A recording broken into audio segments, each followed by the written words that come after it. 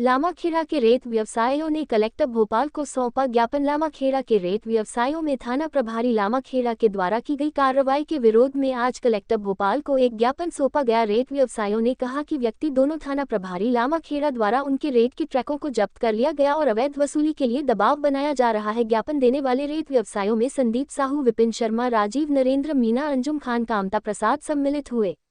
Political source उनके पास है तो राजनीतिक अपना संरक्षण को कारण जी बिल्कुल। वो ये कह रहा है कि तुम्हारी कहीं सुनवाई नहीं होगी, ठीक है।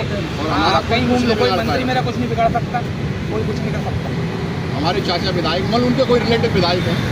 उम्मीद करें कि आज तो आपको भाई साहब थोड़ा इधर आ जाए। नहीं होगा हाथ तो डालो सब। हमारी गाड़ी रिहा करो, हमारी गाड़ी रिहा करो, हमारी गाड़ी कार्रवाई बंद करो। नहीं तानाशाही नहीं चलेगी, नहीं चलेगी। करने वाले व्यवसायियों को बड़ी दिक्कतों का सामना करना पड़ रहा है, जिसके लिए कलेक्ट्रेट पर ज्ञापन देने आए हैं। उनके व्यवसाय में हानि पहुंची है। क्या इशू है पूरा? सर इशू ये है कि पिछले 1.5-2 महीने से हमारे थाना क्षेत्र में नए DI साहब आए हैं। हमारी लामाखेड़ा बाईपास ब्रिज किनारे सर्विस रोड पर अस्थायी रूप से रेत मंडी सुचारू रूप से चालू रही। कब से चालू है? 10 से 12 साल हो गए। ना कोई ट्रैफिक जाम रहा है, न किसी प्रकार की प्रशासन को हमसे दिक्कत आई, ना हमें उनसे कोई दिक्कत आई। पिछले कुछ दिनों जब से DI साहब यहाँ निरंतर आए हैं तो प्राइवेट बिचौलिए कह लीजिए आप, उनके थ्रू हमारे पास खबर आती है कि ये गाड़ियाँ आप यहाँ पर चलाना है थाना क्षेत्र में, कि यहाँ खड़ी करना है तो 10,000 रुपये मासिक आपको प्रति गाड़ी एंट्री फीस देना पड़ेगी।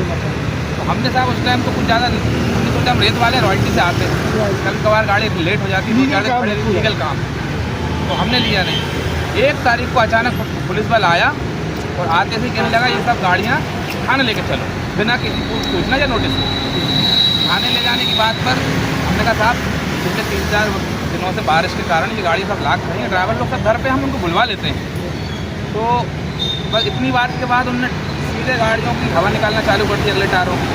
एक प्राइवेट मैकेनिक लेकर आया, उससे लाख तोड़वा गया, लाख नहीं टूटे तो गाड़ी उसी से फोड़ेगा गाड़ियों के अंदर घुसने के लिए। तो इसके बाद फिर एक हिम्मत करके हमारे ड्राइवर वसूली के लिए दबाव बना गया। और इसमें यह रहा कि एक ड्राइवर वहाँ पूछने गया, वो साहब किस विषय में ये कार्रवाई हो रही, क्यों थाने चले आप बताइए। तो उसको मारपीट करते वो लोग थाने। कोई लिखित में किसी तरह का सूचना आपसे नहीं ली, जानकारी आपको बिल्कुल कुछ नहीं मिला। तो जिस तरह से आप अभी कब से व्यवसाय कर रहे हैं? अभी तो जब से हमारी गाड़ी का गाड़ी जब से नहीं, कब से व्यवसाय कर रहे हैं? 10 से 12 साल। 10 से 12 साल हो गए। वहाँ से इसी बीच कोई किसी तरह की किसी तरह कोई दिक्कत नहीं है।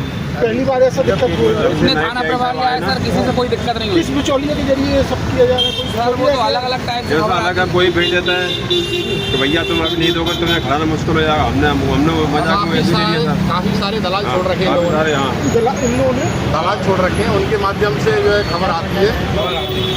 अपनी गाड़ियाँ जो बंद करी थी 7 गाड़ियाँ, जिसमें से 1 गाड़ी छोड़ दी है। अब कितना उनका लेन देन हुआ तो जो गाड़ी छोड़ी गई है ये नहीं बता सकते। बाकी फिर जो 6 गाड़ियाँ रह गई थी उनकी 3 लाख रुपए की डिमांड आई थी कि हमको 3 लाख रुपए पहुँचा दो। 2 दिन तक 6 लाख रुपए तो 3 लाख दोगे 50,000 गाड़ी से 50,000 गाड़ी से थाने से छोड़ आज देंगे। आपने कलेक्टर पर किसको ज्ञापन दिया? कलेक्टर साहब को ही दिया था।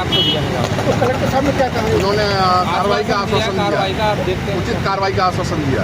धन्यवाद। उसकी है कॉपी